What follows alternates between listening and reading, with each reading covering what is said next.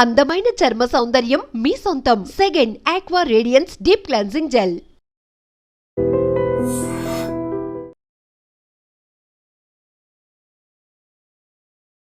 BRS MLC Kavitha గత వారం 10 రోజులుగా ఈమె వార్తల్లో నిలిచినటువంటి పరిస్థితి. ఈ రోజు కూడా కొన్ని హాట్ కామెంట్స్ చేసిండ్రు.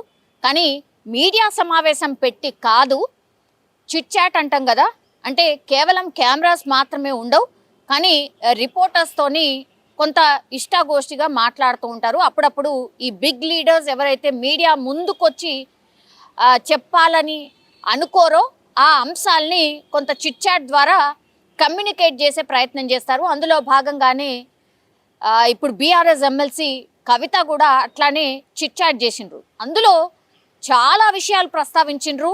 అట్లాగే చాలా మందిని కూడా టార్గెట్ చేసి మాట్లాడినట్టు స్పష్టంగా అర్థమవుతోంది. యాక్చువల్లీ ఇప్పుడు కల్వకుంట్ల ఫ్యామిలీలో ఏం జరుగుతోంది అనేది అతిపెద్ద చర్చ. ఆమె లేఖ ఎప్పుడైతే రాసిందో ఆ లేఖ నేను మా నాన్నకి రాస్తే ఇన్ జనరల్లీ చాలా లేఖలు రాసిన, ఇప్పుడు కూడా అట్లనే రాసిన. ఎప్పుడు మా నాన్న ఈ లేఖలు చదివిన తర్వాత చించి డస్ట్బిన్లో పడేస్తారు. కానీ పర్టికులర్గా ఈ లేఖనే ఎందుకు బయటకు వచ్చింది, ఇది ఎలా వచ్చింది అనేది అతిపెద్ద చర్చ. అండ్ ఇంకోటి ఏంటంటే కవిత గారికి ఉన్నటువంటి డౌట్, ఆమె డైరెక్ట్గానే అడుగుతున్నారు, నేను ఎప్పుడూ రాసేటటువంటి లేఖలేవి ఎప్పుడు బయటకు రాలే, మరి ఇప్పుడే ఎందుకు రావాలా అనేది ఒక చర్చ. ఇంకోటి తను డైరెక్ట్గా ఏం చెప్తుంది అంటే, నేను ఎప్పుడైతే ఢిల్లీలో అంటే జైల్లో ఉన్నానో, నేను జైల్లో ఉన్నటువంటి టైంలోనే బీఆర్ఎస్ పార్టీని బీజేపీలో విలీనం చేయాలి అనేటువంటి ప్రతిపాదన నడిచింది. ఇప్పుడు కూడా మరోసారి ఇప్పుడు బీఆర్ఎస్ని బీజేపీలో కలిపే ఒక కుట్ర జరుగుతోంది, ఇది నేను ఒప్పుకోను అనేటువంటి మాట చెప్పింది. ఎందుకు చెప్పిండ్రు అంటే, ఇప్పుడు లిక్కర్ స్కామ్కి సంబంధించి ఎప్పుడైతే ఈ స్కామ్ బయటకు వచ్చిందో, ఆరోపణలు ఎప్పుడైతే కవిత గారు ఎదుర్కొన్నారో, అప్పటి నుంచి కూడా తను బీజేపీకి వ్యతిరేకంగా ఆబ్వియస్లీ. కానీ దానికంటే ముందు యాక్చువల్లీ కవిత బీజేపీలో జాయిన్ కావడానికి రెడీ అయిపోయారు, సిద్ధమైపోయారు అనేటువంటిది పెద్ద ఎత్తున ప్రచారం జరిగింది. ఏకంగా ప్రధాని నరేంద్ర మోడీయే చెప్పకనే చెప్పిండు, మీ ఫ్యామిలీ మెంబర్స్ మా పార్టీలో జాయిన్ కావడానికి రెడీ అయిపోయినరు అని. ఇంకెవరో కాదు కదా, కవితనే. స్పష్టమవుతోంది. ఇప్పుడు ఢిల్లీ లిక్కర్ స్కామ్ ఎప్పుడైతే బయటకు వచ్చిందో, తను జైలుకి వెళ్లాల్సిన పరిస్థితి వచ్చిందో, తనని జైల్లో పెట్టినటువంటి పార్టీ వైపు ఇప్పుడు మొగ్గు చూపే అవకాశం లేదు. ఆమెకు పూర్తిగా కోపమే ఉంది. ఇప్పుడు కవితని జైలు నుంచి బయటికి తీసుకురావాలంటే బీఆర్ఎస్ అధినేత కేసీఆర్ ఒక ఆప్షన్ ఏం పెట్టుకున్నాడంటే, చలో మన పార్టీనినైనా విలీనం చేసేద్దాం బీజేపీలా, నా బిడ్డ బయటకు వస్తే చాలు అనుకున్నాడు. ఆ విషయం కూడా జైల్లో ఉన్నటువంటి కవిత గారి దగ్గరికి తీసుకెళ్ళినప్పుడు తాను ససేమిరా అంది, నన్ను జైల్లో పెట్టిన పార్టీతోని మన పార్టీ ఎట్లా కలిసి ఉంటుంది ఆరు విలీనం చేస్తారు, దానికంటే నేను ఎమ్మెల్సీకి రాజీనామా చేస్తా, అట్లాగే పార్టీకి కూడా రాజీనామా చేస్తా, నేను ఊకనే ఉంటా, యాజ్ ఏ కార్యకర్తగా ఉంటా అని నేను చెప్పినప్పుడు కేసీఆర్ గారే వద్దన్నారు, తొందరపడకు, నువ్వు డిసిషన్ తీసుకోకు అని చెప్పిండ్రు. కాబట్టే నేను ఇంకా కూడా ఎమ్మెల్సీగా అట్లాగే బీఆర్ఎస్ పార్టీలో యాజ్ ఏ కార్యకర్తగా, నిబద్ధత కలిగిన కార్యకర్తగా కొనసాగుతున్నా. కానీ మళ్ళీ ఇప్పుడు మరోసారి ప్రయత్నం జరుగుతోంది, బీఆర్ఎస్ని బీజేపీలో విలీనం చేయడానికి ప్రయత్నం జరుగుతోంది, ఒక కుట్ర జరుగుతోంది అని మరోసారి కుండబద్దలు కొట్టిరు. సో చాలామంది ఎప్పటి నుంచో ఆరోపణలు ఏవైతే చేస్తున్నారో, బీజేపీ బీఆర్ఎస్ ఒక్కటే, బీజేపీ బీఆర్ఎస్ ఒక్కటే, ఎంపీ ఎలక్షన్స్ అప్పుడు మీరు సహకరించిండ్రు అనే మాట ఏదైతే ఉందో, ఇప్పుడు కవిత గారి మాటల్లోనే స్పష్టంగా చెప్తోంది, ఎస్ బీజేపీ బీఆర్ఎస్ ఒక్కటిగానే, మరి లాస్ట్ టైం జరిగినటువంటి ఎన్నికల్లో ముందర కలిసి ఉండకపోయినా కింద క్యాడర్ కానీ మిగతా వాళ్ళకు కానీ మెసేజ్ వెళ్ళిపోయింది క్లియర్ కట్గా, మీరు కామ్గా ఉండండి, జస్ట్ బీజేపీకి ఓట్లు పడని, మీరేదో ఉన్నామంటే ఉన్నామన్న టైప్లో ఉండండి, ఇంకా కావాల్సి వస్తే మన పార్టీకి కాదు బీజేపీకే వేయించే దిశగా మీరు అడుగులు వేయండి అని పూర్తిగా కేసీఆరే గ్రౌండ్ లెవెల్ కార్యకర్తలకు ఆర్ ఈ మిగతా నాయకులకు ఆదేశాలు జారీ చేసినట్టుగా కూడా ఒక ప్రచారం అయితే జరిగింది. సరే, దానికి సంబంధించి ఎవిడెన్స్లు అవన్నీ ఏం లేవు, కానీ ఇప్పుడు కవిత గారి మాటల్లో మాత్రం ఇప్పుడు అర్థమవుతోంది, ఎస్ కింద గ్రౌండ్ లెవెల్లో బీజేపీ బీఆర్ఎస్ కలిసి పనిచేశాయి అనేటువంటిది ఇప్పుడు తను చెప్పకనే చెప్పినట్టు అర్థమవుతోంది. ఇప్పుడు లేఖ ఎప్పుడైతే బయటకు వచ్చిందో ఒక ఆడబిడ్డని ఇంతగానం వేధిస్తారా? నేను లీకు వీరులు ఉన్నారు అని అంటే గ్రీకు వీరుల ద్వారా మీరు నా మీద కామెంట్లు చేస్తారా? ఈ ఆనందం ఏంది, ఈ సైకోయిజం ఏంది అంటూ కూడా కొంత ఆమె చిట్చాట్లో ఘాటుగానే స్పందించినట్టుగా కూడా చెప్తున్నారు.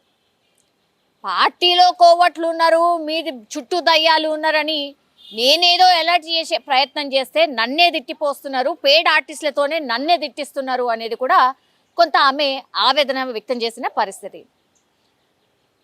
నన్ను కేసీఆర్కి దూరం చేసే కార్యక్రమం జరుగుతోంది. ఇప్పుడు బిడ్డని తండ్రికి దూరం చేసే ప్రక్రియ ఇప్పుడు కొనసాగుతోంది.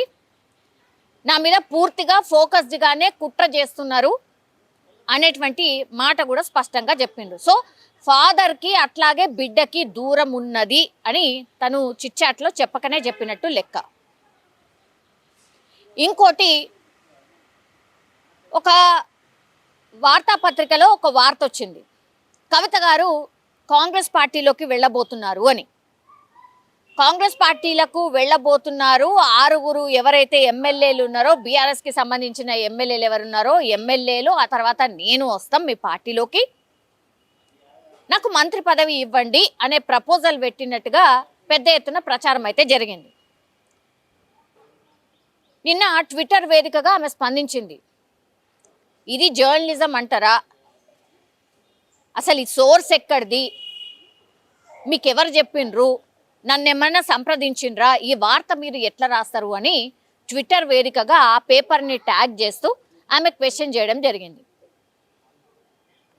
సో దాంతో అగైన్ ఆ దినపత్రిక ఒక ఆన్సర్ ఇచ్చింది, మా దగ్గర పక్కా సోర్స్ ఉన్నది, మీరు నెలన్నర క్రితం కర్ణాటకకు సంబంధించిన డీకే శివకుమార్ని కలిసిండ్రు, అట్లాగే కాంగ్రెస్ పార్టీకి సంబంధించిన పూర్తిగా హెడ్ అనుకోండి మల్లికార్జున ఖర్గేని కలిసిండ్రు, ఈ పూర్తి ప్రపోజల్ని కూడా మీరు కాంగ్రెస్ పార్టీ ముందు పెట్టిండ్రు, వాళ్ళు కూడా ఆల్మోస్ట్ ఓకే అన్నారు. కానీ సీఎం రేవంత్ రెడ్డికి ఈ విషయం చేరిన తర్వాత మాత్రం ససేమిరా అని చెప్పిండ్రు. బికాజ్ ఈ ఫ్యామిలీకి సంబంధించిన డిస్ప్యూట్ ఏదైతే జరుగుతుందో వాటన్నిటికీ కాంగ్రెస్ పార్టీ కారణమవుతుంది. అట్లాగే మీరు ఒకవేళ కవిత గారిని కాంగ్రెస్ పార్టీలో చేర్చుకుంటే మాత్రం మన పార్టీ ఖతం అయిపోతుంది అనేటువంటి మాట చెప్పిండ్రట. అందుకని అధిష్టానం బ్యాక్ స్టెప్ వేసింది అనేటువంటిది ఈ వార్త సారాంశం. సో దానికి కూడా ఇప్పుడు వార్తాపత్రిక ద్వారానే ఆన్సర్ దొరికినటువంటి పరిస్థితి. అయినా సరే తన వర్షన్ ఏం చెప్తుంది అని అంటే, నేను అదేం చేయలేదు, ఇదంతా కూడా ఫేక్ వార్తల్ని సర్క్యులేట్ చేయకండి, నన్ను టార్గెట్ చేయకండి అనేది కూడా తను ఎక్స్ప్లెయిన్ చేసినటువంటి పరిస్థితి అయితే కనిపిస్తోంది. నన్ను ఇబ్బంది పెడితే నేను ఊరుకోను, నేను కేసీఆర్ లాగానే అంత మంచిదాన్ని కాదు, నాకెట్లా ఫైట్ చేయాలనో తెలుసు, నేను కేసీఆర్ బిడ్డనే కాబట్టి, కేసీఆర్ రక్తం పంచుకొని పుట్టిన కాబట్టి నాకు కూడా కేసీఆర్ జిత్తులు ఏవైతే ఉన్నాయో ఆ రాజకీయ చతురత ఏదైతే ఉందో నాకు కూడా ఉన్నది, నన్ను తక్కువ అంచనా వేయకండి, నన్ను టార్గెట్ చేస్తే మాత్రం నేను రాబోయే రోజుల్లో ఎవరెవరు దీని వెనకాల ఉన్నారు ఏంటి అనేది కూడా పూర్తి స్థాయిలో బయట పెడతాను అనేటువంటి మాట కూడా ఇప్పుడు చిట్ చాట్లో స్పష్టంగా చెప్పినటువంటి పరిస్థితి. ఈ మొత్తం ఎపిసోడ్ చూసినప్పుడు మాత్రం ఇప్పుడు కొత్త పార్టీ పెడతారా లేదా ఏంటా అనేది తర్వాతి సంగతి. పెడతారేమో మేబీ తెలియదు, కానీ తెలంగాణ జాగృతి తరఫున మాత్రం ఆమె గ్రౌండ్ లెవెల్లోకి వెళ్ళిపోతున్నారు, పూర్తిగా కమిటీలు వేసుకుంటున్నారు, తాను బలోపేతం అయ్యే కార్యక్రమాలు పూర్తిగా చేసినటువంటి పరిస్థితి అయితే కనిపిస్తోంది. కానీ ఇప్పుడు అతిపెద్ద చర్చ ఏంటంటే, ఈ మధ్య కాలంలో కేటీఆర్ హరీష్ రావు ఒక 2-3 సార్లు కలిసిండ్రు, అట్లాగే హరీష్ రావు కేసీఆర్ని కూడా ఫామ్ హౌస్లో ఒక 2-3 టైమ్స్ కలిసినటువంటి పరిస్థితి. సో బీఆర్ఎస్లో ఏదో జరుగుతోంది, నిజంగానే బీజేపీలో విలీనం కాబోతోందా, బీఆర్ఎస్ని బీజేపీలో విలీనం చేయబోతున్నారా, ఆ ప్రక్రియ నడుస్తోందా అనే చర్చ మాత్రం ఇప్పుడు పెద్ద ఎత్తున నడుస్తోంది. దీంతో బీఆర్ఎస్ క్యాడర్లో ఒక పెద్ద గందరగోళం.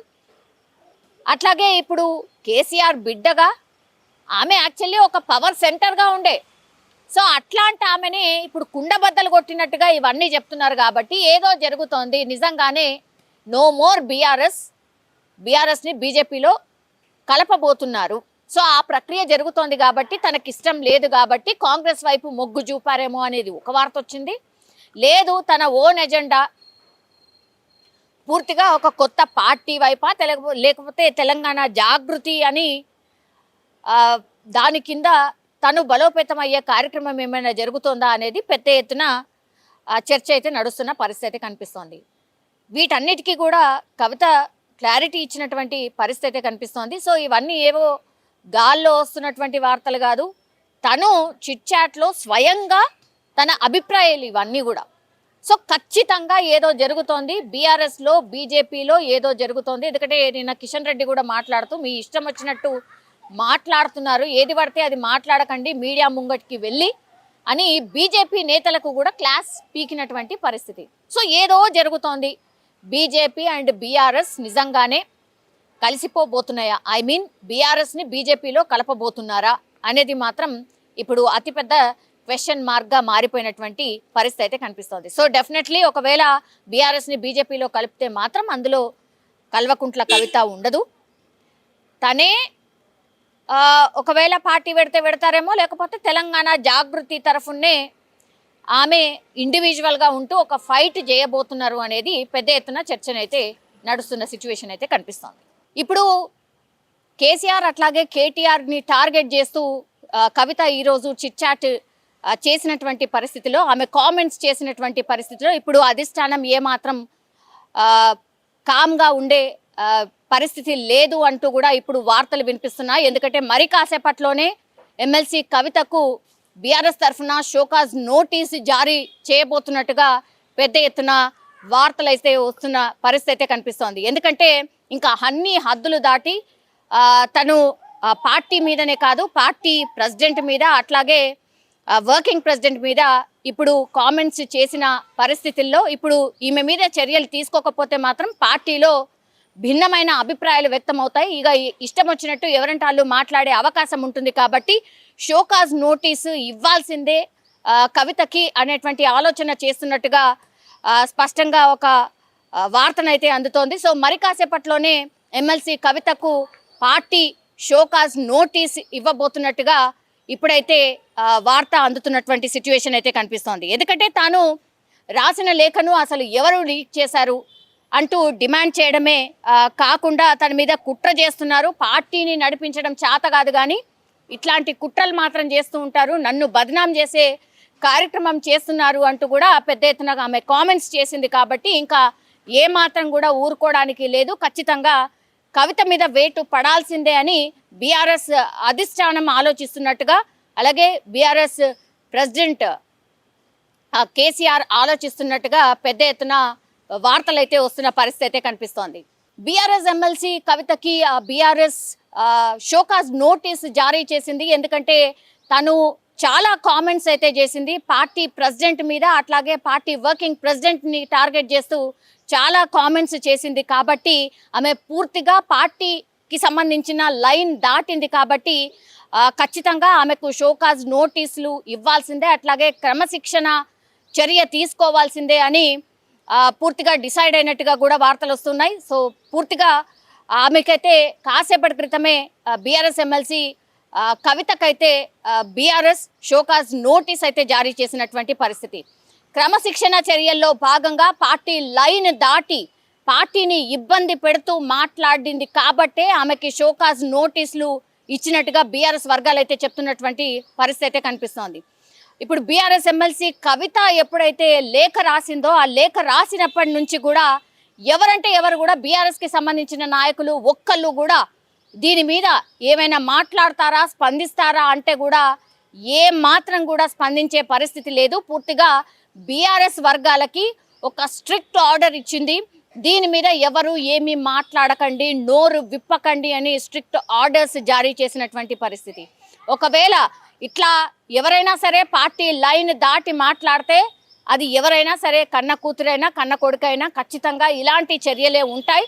అట్లాగే పార్టీ లైన్ దాటి పార్టీని ఇబ్బంది పెట్టింది కాబట్టే షోకాజ్ నోటీసులు ఇచ్చాము అనేటువంటిది ఇప్పుడు బీఆర్ఎస్ వర్గాలు చెప్తున్నటువంటి సిచ్యువేషన్ అయితే కనిపిస్తోంది. ఇప్పుడు మరి కవిత చేసినటువంటి కామెంట్స్ ఏవైతే ఉన్నాయో అంటే బీఆర్ఎస్ని బీజేపీలో విలీనం చేయబోతున్నారు అనేటువంటి ప్రక్రియ నిజంగానే జరుగుతోంది అనేది కూడా ఒక రకంగా ఇప్పుడు రాజకీయ వర్గాల్లో ఒక చర్చ అయితే స్టార్ట్ అయింది. నో మోర్ బీఆర్ఎస్, ఇప్పుడు ఓన్లీ బీజేపీలో ఇప్పుడు బీఆర్ఎస్ని విలీనం చేయబోతున్నట్టుగా ఇప్పుడు కవిత చేసినటువంటి వ్యాఖ్యల ద్వారా మనకైతే అర్థమవుతోంది. నిజంగా ప్రస్తుతం ఉన్నటువంటి సమాజం దేనికి ప్రయారిటీ ఇస్తుంది? ఆర్థిక సంబంధాల చుట్టూ మాత్రమే తిరుగుతోంది. మళ్ళీ ఎన్నికలంగానే చాలా విరక్తి కలుగుతాను. మంచి అనిపిస్తుంది కదా, లేడీస్ కూడా ఛాలెంజింగ్ జాబ్స్ చేసినప్పుడు చాలా బాగుంటది. ట్రాఫిక్ అసిస్టెంట్స్ గా నియమించిన ట్రాన్స్జెండర్స్ అందరితో సాల్యూట్ చేయించుకుంటున్నారు. ఫుడ్ డెలివరీ ఇవ్వటానికి వెళ్ళినటువంటి డెలివరీ బాయ్ అనిల్ పై కళ్ళ ముందు పెళ్ళండి